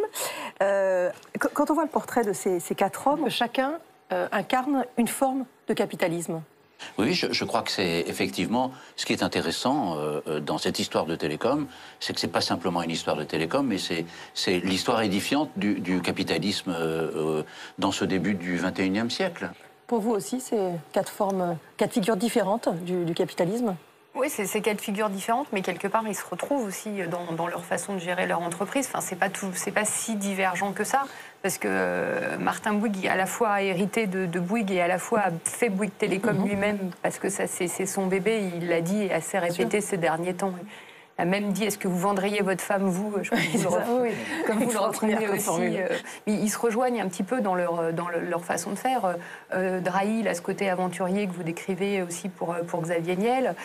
Stéphane Richard, c'est un pur produit de l'organisme d'État, mais en même temps, il a aussi ce côté où il a poussé Orange en Afrique. Enfin, il a un petit côté aussi entrepreneur, même si c'est le seul, il est atypique là-dedans, parce que c'est le seul qui n'est pas patron, enfin, qui n'est pas le propriétaire de son entreprise. Alors que les 3 autres, c'est des patrons entrepreneurs. C'est à eux, c'est leur sous, et ils le disent d'ailleurs, chacun à leur façon. Ça a été compliqué, oui. Non, mais moi j'ai une nuance, si je peux l'exprimer. Ça m'étonne de vous, Laurent Mauduit. Non, je trouve le film formidable, mais moi j'ai toujours trouvé qu'on était dans un capitalisme en partie hybride. Il y a le vieux capitalisme, dont Martin Bouygues est l'un des... le capitalisme familial, voilà, mais hybride en ce sens que on va vers un système de plus en plus anglo-saxon, donc Drahi est tout à fait révélateur de ça, même la finance folle, la façon dont il gère les entreprises, il les prend d'assaut, il les rançonne, il vire les salariés, une bonne partie d'entre eux. Voilà, mais en même temps, il y a l'aspect d'opacité que je trouve qui est le poids du vieux capitalisme français. Hein, et donc dire, par avec exemple... E4, vous trouvez? Pardon? Avec E4? Oui, avec l'opacité. Par exemple, dire de Stéphane Richard qu'il est très emblématique de la mutation d'un capitalisme d'État vers un capitalisme plus libéral, c'est quand même une plaisanterie de dire ça. Quand on sait son parcours à lui, il vient d'où? Il a été placé au cœur de la Générale des Eaux, l'ex qui se transformera en Vivendi. Il fait du business avec Jean-Marie Messier, avec tout le clan des Baladuriens. Il fera fortune grâce à ça en faisant ce qu'on appelle dans le sabia anglo-saxon un LBO sur le pôle immobilier. Il prendra à l'époque comme avocat Nicolas Sarkozy. Donc on est tout à fait dans le système du vieux capitalisme français. De quoi, de connivence un peu de consanguinité entre les élites financières et les élites politiques. Et c'est tellement vrai que vous connaissez la suite de l'histoire. Ami de Sarkozy, Sarkozy le coopte au ministère des Finances et ensuite il ira à Orange. Donc il y a un aspect très consanguin. Et de la même façon, dire de Xavier Niel qu'il est emblématique d'une autre forme de capitalisme, plus les start-upers qui démarrent, la nouvelle économie. Moi, je vais vous dire, il y a un mystère que vous n'élucidez pas et que moi, je n'ai jamais élucidé non plus. Donc, je vous livre l'énigme. C'est que Xavier Niel commence comment? On le sait, il commence dans les sex shops avec de l'argent en liquide. Il est condamné pour ça en 2006. 2006, il y a 10 ans. C'est pas vieux. Pas vieux, hein, pour 2 ans de prison avec sursis et recel d'abus de biens. Pourquoi est-ce qu'il obtient une 4e licence? Comment les choses se passent-elles? Il y a une fable. La fable, c'est que ça arrive en Conseil des ministres, 4e licence. François Fillon, ancien ministre des PTT, partisan de la concurrence, dit allez hop, on la donne à Xavier Niel et Sarkozy n'était pas là ce jour-là. Quelle blague. Vous pensez que Nicolas Sarkozy fait un mauvais coup à son meilleur ami Martin Bouygues pour offrir... Non. Donc je pense qu'il y a un mystère qu'on n'a pas élucidé, mais qu'on est dans un système très consanguin. Voilà, c'est peut-être dans le film un peu de suspense policier, j'aurais rajouté cette... Pour Xavier Niel, il ne fait pas mystère d'avoir fait fortune dans le Minitel Rose. Enfin, il n'y a aucun de ses proches qui vous le niera. Mais quand vous regardez ce qu'il y avait... Pas le Minitel Rose. Non, mais moi je vous dis qu'il a quand même commencé... Ça, c'est légal. C'est légal, le Minitel Rose. Le Minitel Rose, et qu'on voit le contenu des Minitel Rose et qu'on voit n'importe quel site de rencontre aujourd'hui, c'est des enfants de cœur quand même, ce qu'ils ont fait. Oui. Sa fortune vient vraiment du Minitel Rose au départ quand même. Enfin, non, des sex shops, d'une activité illégale. Ça n'est pas le Minitel Rose, les sex shops, c'est autre chose. Non, il est condamné. Il n'est pas condamné pour le Minitel Rose. Je connais bien parce que j'étais j'étais chercheur sur la télématique à l'époque. Donc c'était une vie antérieure, mais donc nous avons croisé, moi et mon équipe, Xavier Niel. Vous nous expliquez quelque chose à travers ce film qui est très frappant, c'est que, en tout cas, même s'ils ont différentes façons d'être capitalistes, il y a un point commun entre eux, c'est quand même une certaine obsession des dividendes à reverser. C'est quand même assez frappant, ça. C'est ça. Oui, moi, ce qui me frappe beaucoup, comme économiste, si je peux dire, c'est que, bien sûr, je ne mets pas du tout en question ce qui a été dit, c'est qu'il y a quand même une dimension extrêmement moderne racontée dans ce film. C'est-à-dire que c'est un film sur les opportunités, les coalitions, les alliances, etc., ouverts par la déréglementation. Donc, avec une double déréglementation. La déréglementation dans les télécoms, évidemment, puisque c'est l'objet du film, c'est comment se partage le pactole, puisque c'est la déréglementation, comment se partage le pactole laissé par l'opérateur historique, mais à un moment où les technologies explosent et où donc ce pactole laissé par l'opérateur historique, il est démultiplié par 10, 15, 20, parce qu'il y a toutes sortes de nouveaux services. Et c'est en même temps la déréglementation financière. Alors c'est tout à fait... Je souscris. En ce qui concerne Drahi, on est typiquement dans les méthodes de ce qu'on appelle le private equity, rendu possible par la déréglementation financière, c'est-à-dire de l'argent extrêmement facile, dans laquelle on achète une entreprise sans mettre son propre argent, uniquement pour l'essentiel à travers des prêts bancaires. On met le prêt sur le dos de l'entreprise, et puis ensuite, évidemment, on récupère de l'or en barre, puisqu'on a des entreprises qui se sont auto-payées. Tout ça est très moderne, donc c'est vrai, la dimension consanguine... moderne, dans un sens assez particulier. Non, tout ça est très moderne, malheureusement moderne, si j'ose dire. Mais au sens de, on est en plein dans la déréglementation financière, on est en plein dans la déréglementation financière, on est dans une histoire moderne, on est dans le capitalisme d'aujourd'hui. Et on y reviendra sans doute tout à l'heure. C'est vrai qu'il y a cette dimension consanguine, mais en même temps, on ne se fait pas de cadeaux. Je pense qu'ils se font une vraie guerre et je pense qu'elle n'est pas finie et qu'il y aura des cadavres à venir qui sont devant nous. Bon, d'ailleurs, à commencer par... le premier, c'est Drahi.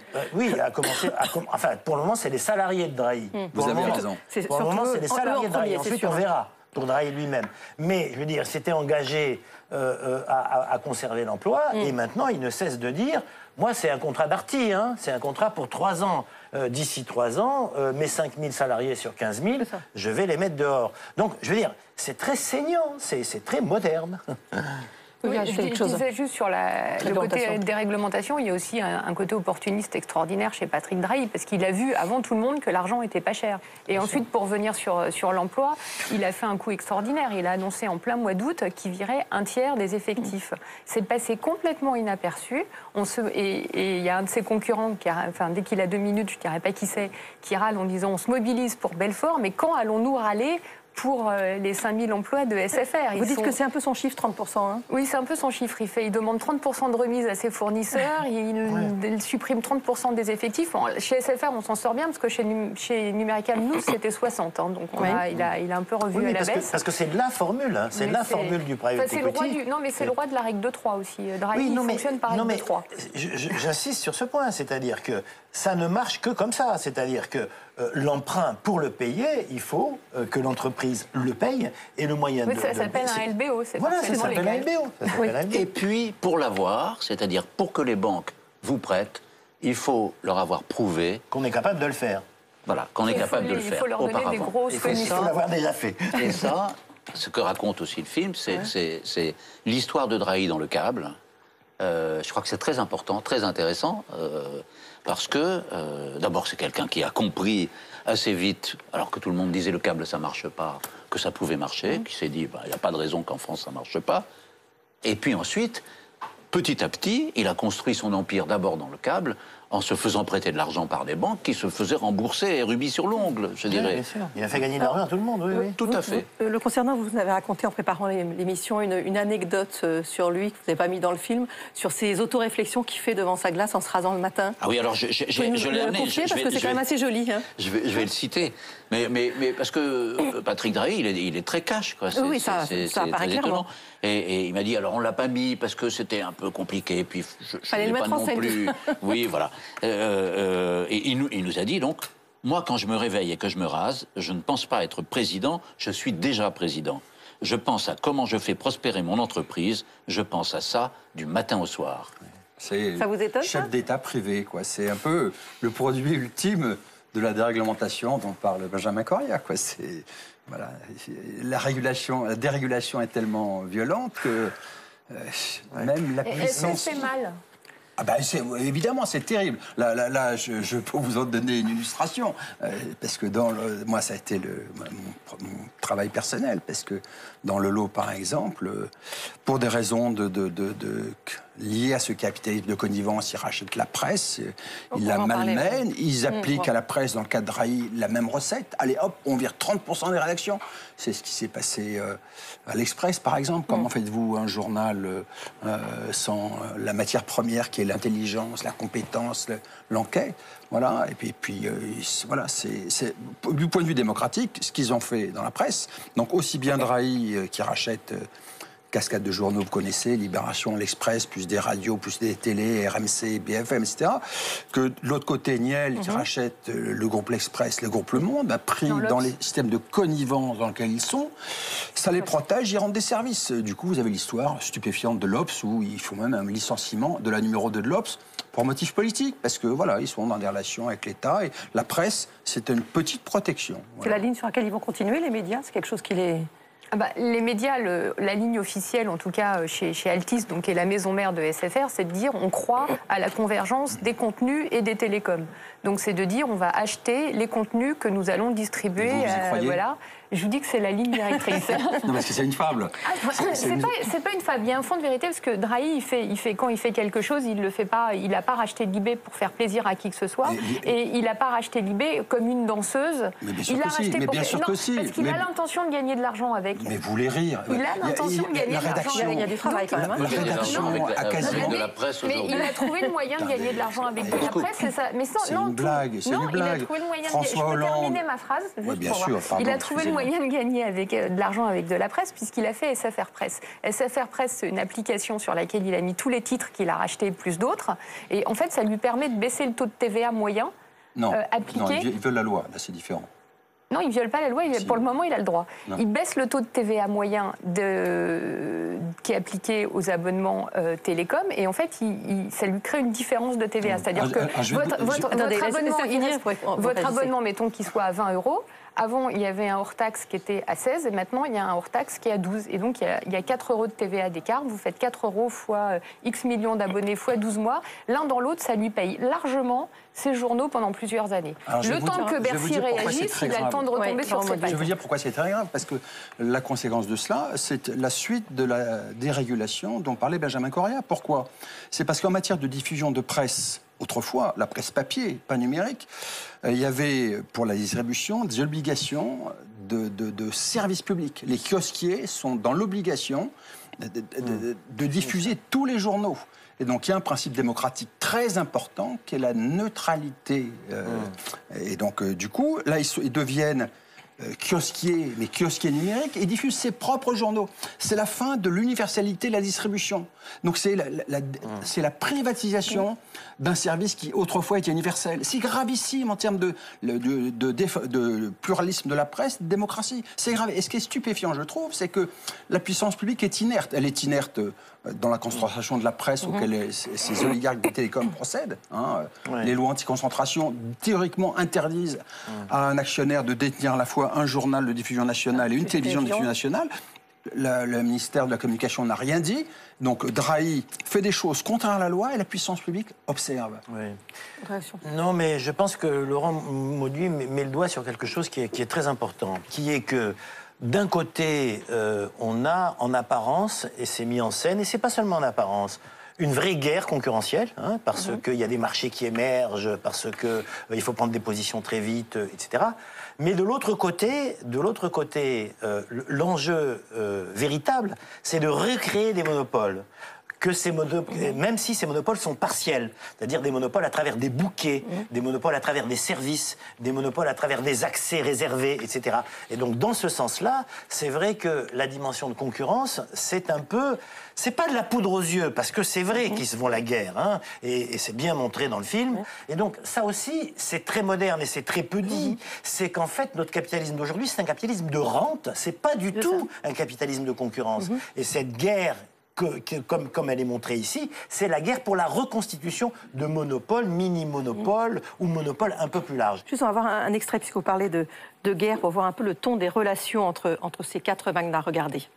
On a eu une organisation qui était une organisation de guerre, avec des réunions, il y avait une war room, quelque part, et on regroupait toutes les informations, on faisait des réunions quasi quotidiennes pour évaluer la situation et voir quels étaient nos éléments de riposte. Il y a quelque chose de l'ordre de l'armée en marche. C'est une solidarisation de l'ensemble des équipes d'Orange qui a permis de résister à ce tsunami. Une war room. Ouais. Ça, c'est l'arrivée de Free, ça. Ça, c'est l'arrivée de Free, oui. Mais l'arrivée de Free, c'est très étonnant, parce que Niel, il répète pendant 2 ans, j'ai ma licence, je vais diviser les prix par 2. Il arrive sur le marché, il divise les prix par 2 et les 3 autres sont surpris. Enfin, ils y croyaient absolument pas. Ils pensaient absolument pas que Niel oserait... Enfin, tout le monde attendait des offres et ça n'arrivait jamais. Et en fait, ça n'arrivait pas parce que les 3... Et alors, fatalement, quand c'est sorti avec le 2 €... Ils étaient installés sur des rentes telles qu'ils n'imaginaient pas que quelqu'un viendrait pour ne pas s'asseoir à côté d'eux sur la même rente et les attaquerait sur la rente pour essayer de se l'approprier à lui tout seul. Ce qui me frappe dans ce que dit Benjamin Correa, que je trouve très pertinent, c'est que voilà, c'est l'histoire d'une dérégulation avec la guerre que le documentaire met en scène. Mais il faut bien penser que c'est récent. Je veux dire, vous vous souvenez d'une autre époque électorale, 1997, le débat c'était France Télécom restera à 100% public. C'était il y a 20 ans. Oui, bien sûr. C'était hier. Très vite. C'était hier. Et vous regardez en 20 ans les saccages de multiples points de vue sociaux. Médiatique, c'est ce que moi je mets en scène. C'est moderne, mais c'est. La contrepartie de ça, c'est qu'avant vous payiez votre abonnement télécom 60 € et maintenant pour 10 €, vous avez la même chose. Est-ce qu'on peut dire aux téléspectateurs que quand même c'est eux qui sortent gagnants de cette guerre? Non, c'est pas tout à fait vrai. Parce que c'est pas aussi simple que ça. Non, c'est pas tout à fait vrai. C'est pas tout à fait vrai parce que. Ça passe par des phases. Voilà. Donc il y a des moments dans lesquels effectivement de l'argent est rendu aux consommateurs. Ça c'est incontestable. Et la 4e licence par exemple, c'était l'argument de Niel, je donne du pouvoir d'achat. Peut-être que l'explication c'était non pour Nicolas Sarkozy qui se prétendait le président du pouvoir d'achat, etc. l'idée qu'après tout, on va quand même leur en rendre un peu du pouvoir d'achat à travers cette 4e licence. Mais d'une certaine manière, ça n'est jamais que provisoire, parce que même à 4 opérateurs, encore maintenant, ça continue à monter. Les prix ont recommencé à monter. Par ailleurs, quand vous discutez avec les opérateurs, ils vous disent... Mon abonnement, il est à 19,90 en gros, mais chaque abonné me rapporte 26,90, 29,35. Oui, parce qu'ils souscrivent avec des services supplémentaires et c'est un service qui fait 30% de marge. Donc le bénéfice... Non, mais c'est pour dire que le bénéfice apparent en termes de prix affichés, pour le consommateur, il doit largement être compensé par les dépenses réelles. Et regardez aujourd'hui ce qu'est le budget com ou télécom du consommateur individuel par rapport à ce qu'il était il y a 10 ans, il y a 15 ans. Alors c'est vrai que ce n'est pas les mêmes produits, hein, mais il a explosé. Il a explosé. Alors les grands perdants, c'est qui? C'est les salariés? C'est qui? Eux, il n'y a aucun doute. Hein. Vous regardez aussi bien ce qui se passe chez Drahi, donc la méthode, la purge, c'est d'abord la purge sociale. Vous regardez les enquêtes disponibles, il n'y a pas beaucoup de confrères très, très énergiques sur ce sujet. Il faut que ça passe par les journaux indépendants, Politis, ou Mediapart. On a quand même écrit à longueur de colonne dans le Figaro que ça avait supprimé 50 000 emplois dans le secteur des télécoms. Regardez-les. Donc je faisais allusion à une grande enquête récente de Politis sur les méthodes de travail dans les centres d'appel de Niel. Je veux dire, ça fait froid dans le dos. Mais l'État est complètement impuissant à préserver un petit peu de ces... ce sont des entreprises privées, donc il n'a absolument pas le droit d'agir sur les méthodes. L'État s'est rendu impuissant. C'est ça. Hein. Et la dérégulation a engendré cet éclatement complet du secteur. Alors, j'ai une petite précision, parce que en fait, cette histoire qu'on raconte, qui a l'air, au fond, on a l'impression d'une dilatation du temps, etc., cette histoire, c'est 2009-2016. C'est-à-dire que... en 7 ans, tout est... Oui, cette histoire, c'est 7 ans au maximum. On raconte un petit peu ce qu'il y avait avant. Un tout petit peu de points de suspension et de pointillés pour après, mais je pense qu'avoir raconté l'histoire de la bagarre économique sur les télécoms, proprement dites, ça donne des clés sans doute pour comprendre ce qui est en train de se passer, ce qui va se passer dans les prochaines années sur la convergence des contenus et des tuyaux. Ce qui va se passer, c'est l'étranger, c'est les marchés étrangers ou pas? Les deux, j'aurais tendance à dire, parce qu'on attend quand même... Enfin, à chaque fois qu'il y en a un qui bouge une oreille ou qu'il y a une vague rumeur de consolidation, le secteur des télécoms en bourse reprend 4-5%, ce qui montre que les investisseurs ont une vraie appétence et on croit vraiment que ça va leur permettre de monter leur marge et donc de distribuer encore plus de dividendes, s'ils reviennent à 3. Et en même temps, c'est très compliqué parce qu'on a un Stéphane Richard qui, lui, est un patron qui est là jusqu'à la fin de son mandat ou peut-être un autre, et puis 3 autres propriétaires qui sont accrochés à leur truc. Donc on attend qu'il y en ait un qui soit trop mûr et qui tombe de la branche. Donc il y a cette espèce d'incertitude sur le marché français. Et puis à l'étranger, tout le monde maintenant lorgne l'étranger. Donc sur quoi, sur les États-Unis, c'est le Dorado, c'est quoi? Drahi, lui, il a choisi son camp et il a réussi là où Niel n'avait pas réussi, c'est-à-dire qu'il a réussi les États-Unis. Il est maintenant numéro 4 aux États-Unis et il dit, moi quand je vais sur un marché, c'est pas pour être numéro 4, c'est pour être numéro 1 ou 2. Donc maintenant aux États-Unis, il va essayer de racheter sans doute le numéro 3. Est-ce qu'il en fera un numéro 2, puisque comme il en a déjà 2, il deviendra un numéro 2 naturel. Donc on attend, normalement ça devrait peut-être se décompter en 2017, parce qu'il a dit là pour le moment je me calme, puis il a des contrariétés en plus avec l'autorité des marchés financiers qui l'embête sur ses OPE, sur SFR, donc là il ne bouge plus.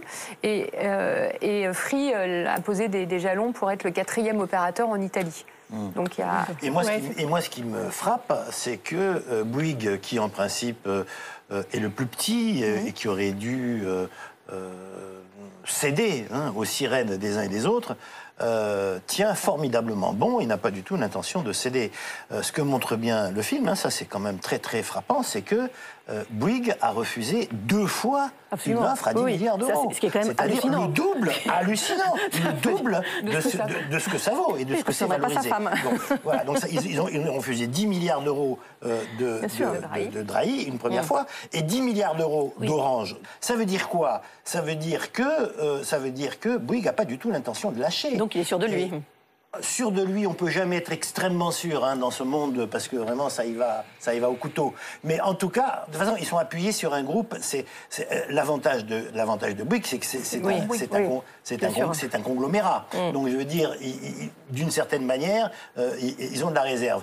Mais enfin, sur l'opération avec Orange, moi, mon analyse, c'est qu'en fait, c'est Bouygues qui voulait prendre le contrôle d'Orange. Hein. C'est-à-dire que Bouygues entendait devenir l'actionnaire de référence avec au moins 12% et être positionné de manière à pouvoir, sitôt que l'État avait besoin de revendre un peu d'Orange, redevenir l'actionnaire, pas seulement de référence, mais principal et faisant la loi. Est-ce que la prochaine dérégulation n'est pas celle-là? Parce qu'on sent visiblement qu'il y a beaucoup de gens qui rôdent autour d'Orange. Oui. Hein, il y avait lui. Oui. On sent bien qu'il y a eu des grandes manœuvres de la part de Vincent Bolloré qui est parti attaquer en Italie Télécom Italia, dans l'espoir peut-être de revenir pour attaquer Orange. C'est pour ça que rien n'est joué. Et même Orange, qui lui alors est un pur player, hein, comme on dit, hein, c'est-à-dire qui fait que ça, hein, à la différence de Drahi, qui fait aussi du câble, et de Bouygues, qui fait bien d'autres choses, c'est peut-être pas forcément le plus solide dans le secteur. Hein, je veux dire, il va encore se passer des tas de choses. Il est clair que beaucoup attendent une nouvelle donne, après les élections, une nouvelle donne, et un statut différent d'Orange. Enfin, c'est sûr que ceux qui ont de l'argent à investir et ceux qui lorgnent sur ce marché des télécoms, ils regardent vers Orange à l'heure actuelle, c'est clair. Juste une chose, c'est que, pour revenir un peu aux hommes, ce que me fait dire cette affaire, c'est que Martin Bouygues, c'est pas, malgré ses coups de sang, hein, son côté très sanguin, etc., c'est aussi, comme les autres, un animal à sang froid. C'est-à-dire que Martin, il a effectivement la possibilité d'attendre, il a fait monter les enchères, il a réussi à valoriser son entreprise Bouygues Télécom. Deux fois sa valeur. Elle vaut 10 milliards au fond maintenant. C'est-à-dire qu'elle vaut 10 milliards. Alors qu'elle en valait, allez, 6 à tout casser, quoi. Hein. Aujourd'hui, elle en vaut 10. On avait proposé 4 milliards 7 à peu près 12 mois plus tôt, quoi. Je peux dire, moi, ce qui m'inquiète, c'est qu'il y a des débats, quand on parle de la crise financière, il y a des débats sur la re-régulation dans la finance. Là, ce qui est terrible, c'est qu'il n'y a pas de débat sur la re-régulation et que la puissance publique n'est pas confrontée à cette pression-là. Tout à l'heure, j'évoquais la question de la neutralité du net. C'est un principe démocratique majeur, la neutralité du net. Vous imaginez une situation où les grands portails d'accès soient contrôlés par M. Niel et M. Drahi et qui ne donnent accès... Pourquoi il n'y a pas de débat? Il y a un débat à Bruxelles déjà là-dessus. On essaie à Mediapart de le porter, quelques-uns, mais vous imaginez que ne soit distribué, quand la presse sera totalement numérique, qu'ils ne distribueront que leurs journaux, pas les autres. Vous prenez peut-être le problème à l'envers, parce que... C'est pas tout à fait vrai. Sur le fond, c'est vrai à 90%. Mais il y a un débat, et je suis placé pour en parler, il y a un débat qui commence à monter sur le net, l'information, l'accès à l'information comme bien commun. Bon. Voilà. Donc, et la pluralité de l'information. Voilà. Et voilà. Au-delà de la simple neutralité du net... la pluralité. La neutralité, le gars... Voilà, sa pluralité. Et puis la notion de bien commun. Ça ne veut pas dire qu'on va les nationaliser, mais ça veut dire que, en tant que bien commun, ils doivent être soumis à un certain nombre de restrictions, de prescriptions, etc., qui protègent... Des obligations, de service public. Pour que la démocratie soit respectée. Je vais me faire l'avocat du diable et je vais défendre les opérateurs télécoms. Mais on se regarde aussi un peu le nombril en France en disant mais qu'est-ce que font nos opérateurs télécoms entre eux? Et on oublie qu'il y a en face, ils ont Google, Apple, Facebook, qui ont des moyens beaucoup plus puissants, que chacun peut proposer des offres qui sont à même de les contrer. Le jour où Google déploie en vrai un réseau, il n'y a plus d'opérateurs télécoms en France. Donc on a en même temps cette chance d'avoir ces entreprises qui nous offrent une pluralité malgré tout et qui nous permettent d'avoir une réponse. Et quand Orange commence à développer ses propres bases de données, moi je suis désolée, je suis plutôt favorable à ça. Je préférais que moi mes données personnelles, parce que je génère des données personnelles et vous aussi vous en générez, soient stockées chez Orange que chez Non, mais Google. Moi, j'ai pas plus confiance en Orange qu'en Google. Je suis tout Oui, à c'est fait ça, pour la- désolé. moi, un peu Vraiment plus pas. pour les Mais données, vraiment oui. pas. Je veux dire, parce que je ne sais absolument pas quelle alliance Orange Où va passer. partiront ces données, S'ils bien. vont pas être rachetés demain par Google, je ne sais rien du tout. À partir du moment où on a ces entreprises détentrices de l'ensemble de ces données privées, etc., et que la possibilité d'en faire commerce n'est pas bridée, tout peut arriver. Donc c'est pour ça que quel que soit le détenteur ultime, si vous voulez, il y a une loi, un projet de loi sur les biens communs en Italie qui dit, quelle que soit la titularité, publique ou privée, à partir du moment où c'est décrété bien commun, il y a un ensemble de servitudes qui s'impose. Donc je vous dis, c'est même pas la question de est-ce que ça doit être absolument public. Non, la question c'est que si c'est un bien commun, il doit y avoir des servitudes qui garantissent un certain nombre de libertés, de privacité, de sécurité, etc. C'est ça l'avenir. J'approuve, oui. D'accord, très bien. Voilà, donc vous approuvez, merci. Même si la guerre va continuer, vous avez approuvé, c'est parfait. Merci beaucoup. En tout cas, à tous les quatre, je rappelle votre livre, Laurent Mauduit, Main basse sur l'information. C'est chez Don Quichotte. Voilà, vous pouvez revoir cette émission, évidemment, sur le site internet du Monde en Face. Moi, je vous donne rendez-vous pour un nouveau numéro mardi prochain. En attendant, évidemment, vous n'hésitez pas à nous rejoindre sur les réseaux sociaux. Très bonne fin de soirée à tous et à toutes sur France 5.